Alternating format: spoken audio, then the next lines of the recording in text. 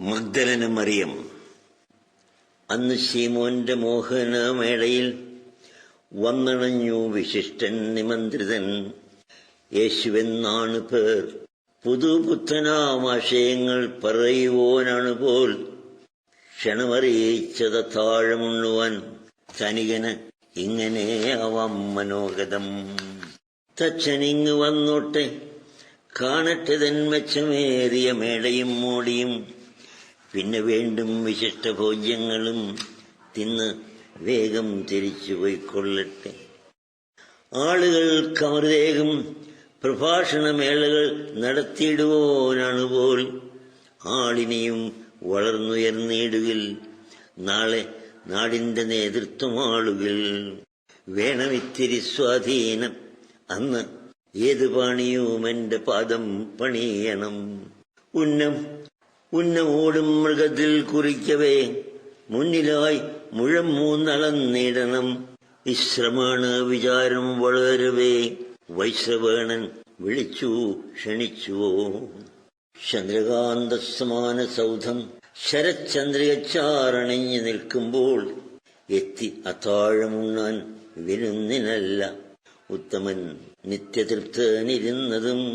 ആ യഹൂദ പ്രഭുവിൻ മനോഹരമായിക മണിമേടയിൽ ഭോജനശാലയിൽ വിളിക്കാതെ വന്നെത്തിയ നീലനീഴ്മിഴിയാളെ കടാക്ഷിച്ച് നിർനിമേഷം മരുവും സദസ്സിനെ ഒന്നു നോക്കാതെ പുഞ്ചിരിക്കൊള്ളാതെ ഈറനായതൻ കൺകൾ തുടച്ചവൾ നീറുമാത്മാവിനാലേപമേകിടും ദേവനെ ചെന്നു വന്ദിച്ചു നിന്നതും താവുമാദരവോടെ പരിമള തൈലഭാജനം കാൽക്കലർപ്പിച്ചതും ലോലചിത്തയായി തെങ്ങിക്കരഞ്ഞതും കാരുണീകൻ സമാശ്വസിപ്പിച്ചതും നാരി കോരിക്കരിച്ച് ഓർത്തിരുന്നു പോയി.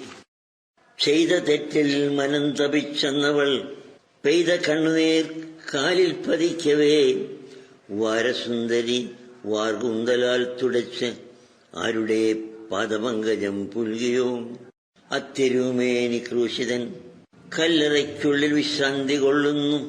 സന്തപ്ത ചിത്തയായി തെല്ലുറങ്ങാതെ യാമങ്ങളെണ്ണിയോൾ എത്തി നേരം പുലരവേ. കല്ലുമൂടിയ കല്ലറയ്ക്കന്തികെ കണ്ണുനീർപ്പൂക്കൾ തപ്ത നിശ്വാസവും തർപ്പണം ചെയ്യുകയോർത്തു സ്വയം എന്നേ അർപ്പിതയായി കർത്തൃപാദങ്ങളിൽ. അല്ലലാർന്ന വേളെത്തി പിറ്റേന്നും അക്കല്ലറ ശൂന്യം.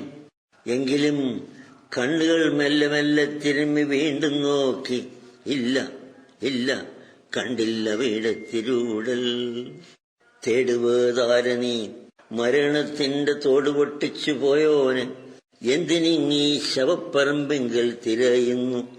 യേശുവിൻ മൊഴി മുന്നിലാരൂപവും